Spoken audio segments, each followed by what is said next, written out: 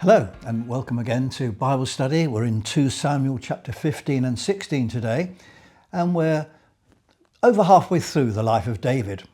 You may be aware of a programme on the BBC which has received great success called The Traitors. Claudia Winkleman takes 22 strangers off to a spooky castle in the Highlands of Scotland, where by engaging in various tests and activities they can build up a prize pot of £120,000. Amongst them, there are 3 who are identified by Claudia to be traitors. It's their job to try to eliminate the most successful of the faithfuls, so that at the end of that certain number of weeks, the prize pot is theirs rather than belonging to the faithfuls. So then, who are the faithfuls? And who are the traitors? Let's come back to the Bible then. So, since the Bathsheba affair, David's son Amnon has raped his half-sister Tamar. Absalom has ordered the murder of Amnon. David's son Absalom has gone into exile for 3 years, rather like Prince Harry. He's fallen out with his father and he's gone abroad. Joab, the general, had connived to bring Absalom back, and then Joab had persuaded David to meet Absalom. So is Absalom a faithful or a traitor? Is Joab a traitor or a faithful? We'll see. Let's take firstly Absalom, reading from chapter 15 verse 1. In the course of time, Absalom provided himself with a chariot and horses and with 50 men to run ahead of him. He would get up early and stand by the side of the road leading to the city gate. Whenever anyone came with a complaint to be placed before the king for a decision, Absalom would call out to him, "What town are you from?"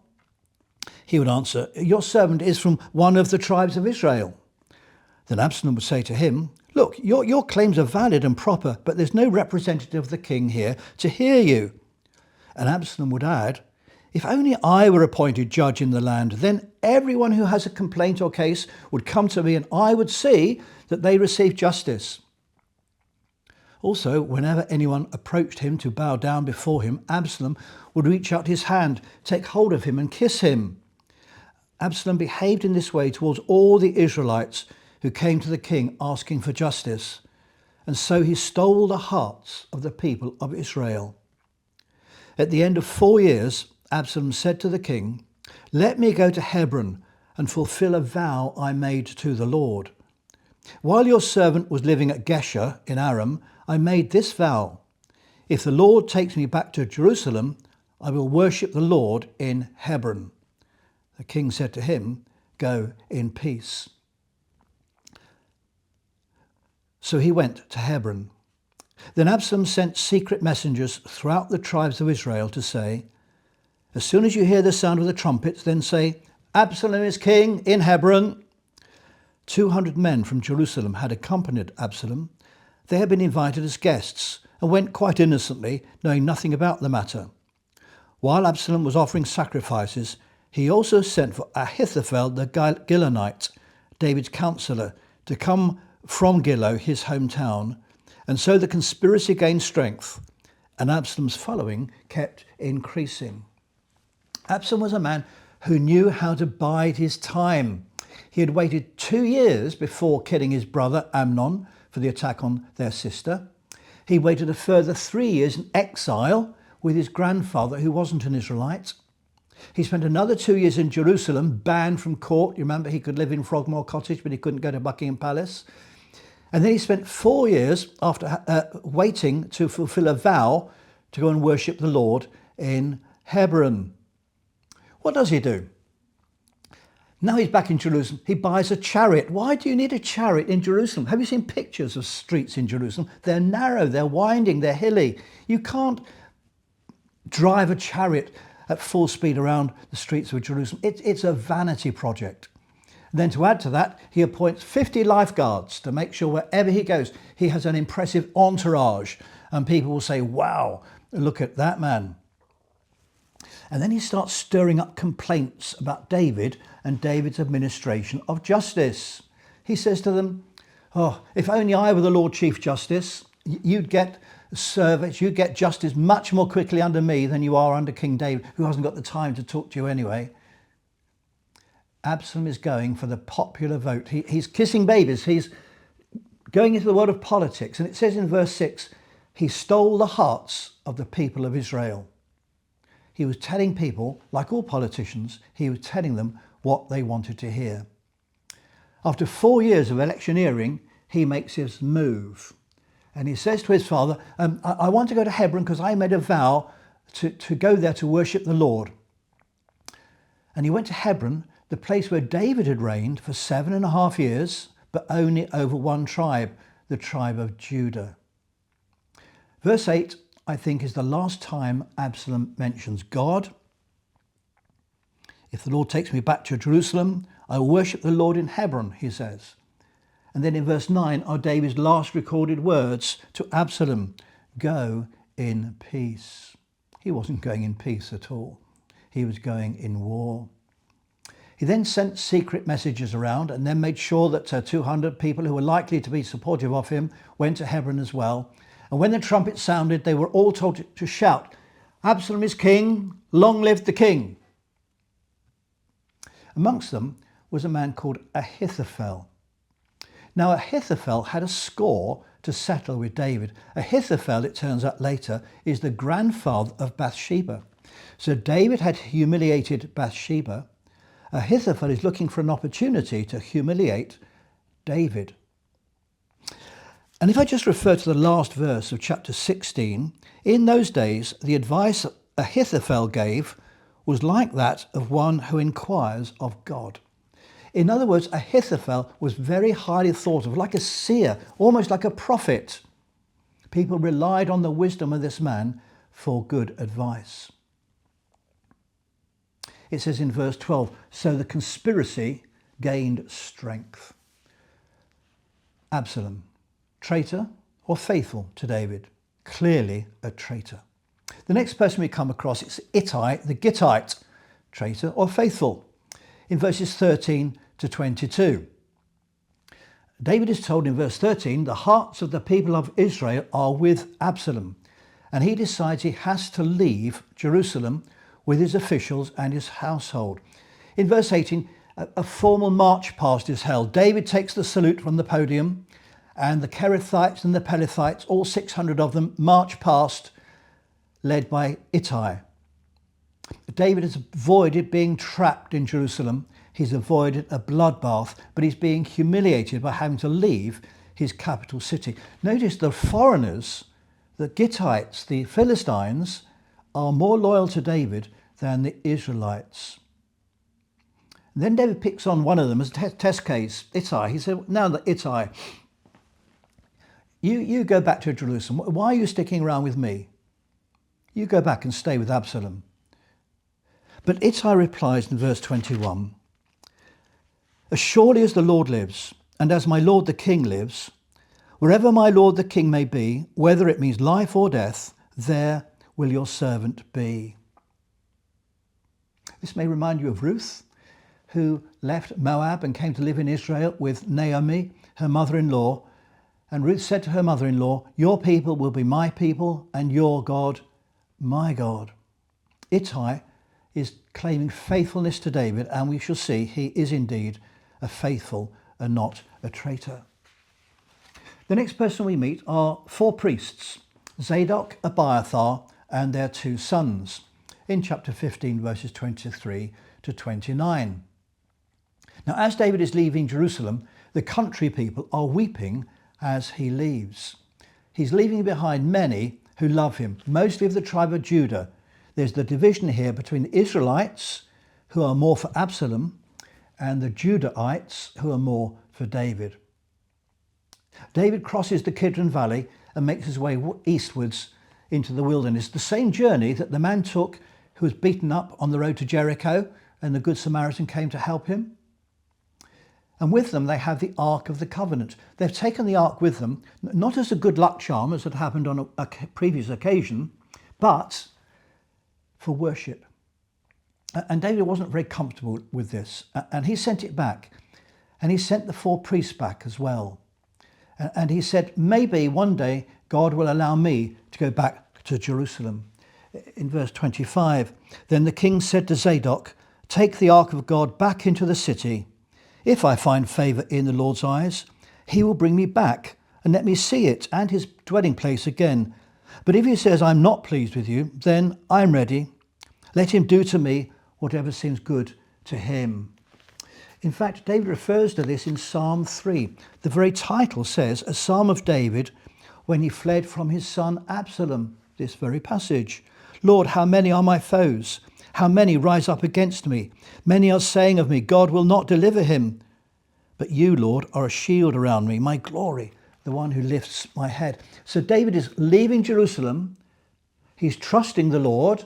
He's not sure if he'll be allowed back or whether he will have to stay in exile. He appoints these two priests and their sons and tells them to go back to Jerusalem on his behalf as his spies. He says, you four, go back into the city, keep your eyes open, keep your ears open, and anything you learn of what Absalom is up to, send your sons, the two younger priests, send them to me with a message. Well, will they turn out to be faithfuls or traitors? Well, we will see. The next person we come across is Ahithophel. Now, I've told you already how highly Ahithophel was rated as an advisor. And verses 30 to 31 sound very much like a funeral procession. David continued up the Mount of Olives, weeping as he went. His head was covered, and he was barefoot. All the people with him covered their heads too, and were weeping as they went. Now David had been told, Ahithophel is among the conspirators with Absalom. So David prayed, Lord, turn Ahithophel's counsel into foolishness. Ahithophel is identified here as a traitor. He's leaving David behind and he's aligning himself with Absalom. We'll see how that turns out later. The next person is Hushai in verses 32 to 37. David met Hushai at the summit of the Mount of Olives, and David sent him back into Jerusalem as a spy as well. Look at verse 33. David said to Hushai, if you go with me, you will be a burden to me. But if you return to the city and say to Absalom, Your Majesty, I will be your servant. I was your father's servant in the past, but now I will be your servant. Then you can help me by frustrating Ahithophel's advice. Won't the priests Zadok and Abiathar be there with you? Tell them anything you hear in the king's palace. Their two sons, Ahimaaz, son of Zadok, and Jonathan, son of Abiathar, are there with them. Send them to me with anything you hear. So Hushai, David's confidant, arrived at Jerusalem as Absalom was entering the city. So David had sent 5 spies into the city, the 4 priests and Hushai. Is Hushai a faithful or a traitor? We will see. The next person is Ziba. He sounds like a real rotter. Chapter 16. When David had gone a short distance beyond the summit, there was Ziba, the steward of Mephibosheth, waiting to meet him. He had a string of donkeys saddled and loaded with 200 loaves of bread, 100 cakes of raisins, 100 cakes of figs, and a skin of wine. The king asked Ziba, Why have you brought these? Ziba answered, The donkeys are for the king's household to ride on. The bread and fruit are for the men to eat, and the wine is to refresh those who become exhausted in the wilderness. The king then asked, Where is your master's grandson? That's Mephibosheth. Ziba said to him, He's staying in Jerusalem because he thinks, Today the Israelites will restore to me my grandfather's kingdom. Then the king said to Ziba, All that belonged to Mephibosheth is now yours. I humbly bow, Ziba said. May I find favour in your eyes, my lord the king.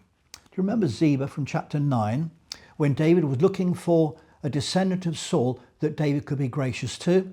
And Mephibosheth was found, a grandson of Saul, son of Jonathan. And David gave Mephibosheth a huge amount of farmland and appointed 35 men to farm the land on behalf of Mephibosheth, led by Ziba, who had been Saul's chief servant. And here's Ziba. He comes to David. He brings donkeys, bread, raisins, figs, wine. They're not his own. They're all Mephibosheth's. He's walked off with Mephibosheth's goods. And David said, well, where's Mephibosheth? And Ziba said, oh, he's in Jerusalem. He's actually hoping to become king. If anything happens to Absalom in the city, he might inherit the throne. So Ziba said, Mephibosheth is a traitor, but I am a faithful. And David fell for it. He didn't question very much. He didn't have a trial. He didn't ask for evidence. He just said to Ziba, you can have all of Mephibosheth's inheritance. Everything I gave to him, all his property, is now yours. But was Ziba being traitorous, or was he being faithful? Well, we'll see. The next person is Shimei in chapter 16, verse 5 to 14. There we read that David and the Kerethites and the Pelethites, the 600 Philistines, led by Ittai, are going through a valley. There are hillsides on either side of these men as they're walking through. And this man, Shimei, is on a hillside and he's throwing things at them. Mud, stones, even curses. Now, he's a member of Saul's family. And he calls David a murderer, a scoundrel. He says, God has given the kingdom to Absalom, and you, David, you're a murderer. You've got blood on your hands. I like the way the Message translates verses 7 to 8. Let me read this. Get lost, you butcher, you hellhound. God has paid you back for all your dirty work in the family of Saul and for stealing his kingdom. God has given the kingdom to your son Absalom. Look at you now, ruined. And good riddance, you pathetic old man. This is Shimei shouting at, cursing, being unpleasant to David. Abishai, always the one there willing to step forward to kill somebody. Abishai, Joab's brother, offers to cut off Shimei's head. And David said, no. He said, look, Absalom, my own son, is intriguing against me. He's trying to kill me. Why shouldn't one of Saul's relatives throw a few stones at me and a few names? I wonder if he thought to himself, well, sticks and stones may break my bones, but words will never hurt me. Anyway, maybe Shimei is speaking God's will, says David. Or maybe God will get me back to the throne. Restore to me his covenant, is the way he puts it in verse 12. Shimei, very much a traitor, certainly at this stage. So David's entourage arrives at the Jordan River exhausted. They've travelled 21 miles from Jerusalem. They've descended 3,500 feet. And if you do any hill walking, you'll know that coming down the hills can be more demanding than going up them. And David at last has reached a sort of safety barrier in the River Jordan. He hasn't crossed it yet, though. Meanwhile, back in Jerusalem, in chapter 16, verse 15 to 23, Hushai is sucking up to Absalom. Long live the king, he says. He repeats it, long live the king. He's really want to impress Absalom with his loyalty. And Absalom challenges him. He challenges his sincerity. He said, I thought you loved David. I thought you were one of David's servants. And Hushai says, well, I was, but now I'm not. You've been chosen by the Lord. You've been chosen by the people. I used to serve your father, but now I serve you. And Absalom asked for Ahithophel's advice on what he should do next. And remember, Ahithophel is holding a grudge against David. David had humiliated his granddaughter, Bathsheba. Now he is hoping to humiliate David. And the advice he gives to Absalom is, sleep with your father's concubines on the same roof on which David slept with Bathsheba. Remember, this was a way in those days whereby a new king would impress his authority on everybody. I've taken over the whole kingdom, even the past king's women. Do you remember that Nathan had prophesied back in chapter 12, before your very eyes, I will take your wives and he will sleep with your wives in broad daylight. And that's what Absalom did. So within 2 chapters, we've seen Absalom has been proclaimed king in Hebron, but over Jerusalem as well. He's a traitor. David has left Jerusalem in humiliation, like a funeral procession, and has had to flee to the River Jordan. Ittai and the Philistines have remained faithful and loyal. The 4 priests have been sent back to Jerusalem as spies, and David's hoping they will be faithful. Ziba has been given Mephibosheth's land, saying that Mephibosheth was now on the side of Absalom and hoping to be the next king. Was that true or was that false? Wait and see. Hushai has been sent to Jerusalem as a spy. Shimei has thrown curses and mud and stones at David. He's clearly a traitor. Ahithophel has sided with Absalom. He's clearly a traitor. But what will Hushai do next? Is Hushai a traitor or a faithful? Well, don't miss next time's exciting episode. Now, what can we get out of these chapters? Well, firstly, I think in chapter 15, verse 7, Absalom said he had made a vow to worship the Lord at Hebron if he ever got back to Jerusalem. We don't know whether he had made that vow or not, but if he had, why wait 4 years? If he'd promised God, once back in Jerusalem, I'll worship you in Hebron, why didn't he do it in year 1? Why wait 4 years? Is there something you should be doing for God? Is there something God is asking you to get on with? Don't delay. Don't procrastinate. Don't put it off until another time. If you know there's some work you should be doing for Christ, then do it now. In chapter 15, verse 14, David leaves Jerusalem because of his own sins. He leaves in shame, he leaves in disgrace, he leaves with people shouting at him and hurling things at him. David is at his lowest ebb because of his own sins, effectively. Would this not remind you of Jesus making the same journey eastwards out of Jerusalem to Golgotha, but not for his own sins, for our sins? And then 15 verse 21, Ittai the Gittite, the Philistine man, who's now commander of the 600. He remains loyal while the Israelites are disloyal. He remains faithful while the Israelites, the people from the northern tribes, are unfaithful. Does this remind you of Jesus, rejected by his own people?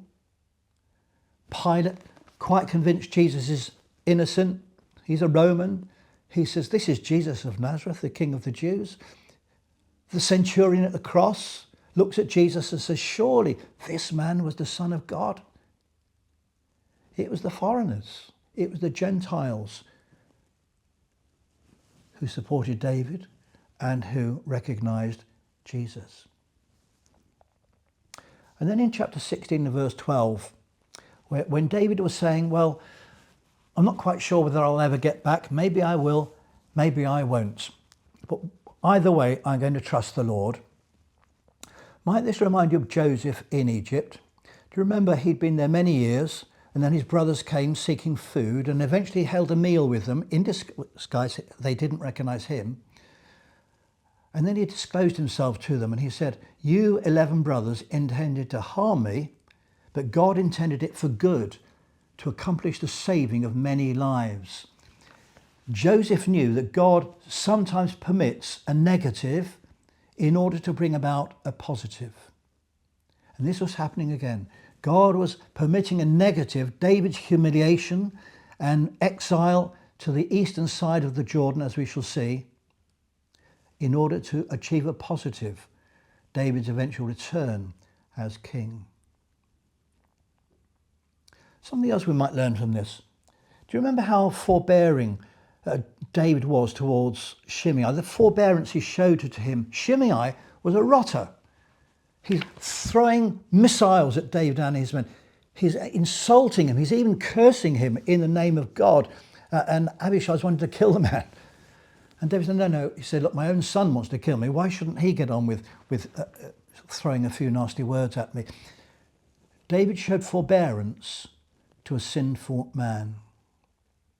Didn't Jesus show forbearance to his executioners on the cross? Didn't he say, Father, forgive them, they don't know what they're doing? And those words, Father, forgive them, they're written in a present tense, which means he's kept saying it. It wasn't a one-off, one prayer, Father, forgive them. During his crucifixion, from time to time, Jesus was saying, Father, forgive them. They don't know what they're doing. We see here an example of Jesus' forbearance. But most importantly of all, of course, is that some of these men we've met were traitors and some were faithfuls. Some had been faithfuls, but they turned traitor. They'd changed their coat. They turned against David.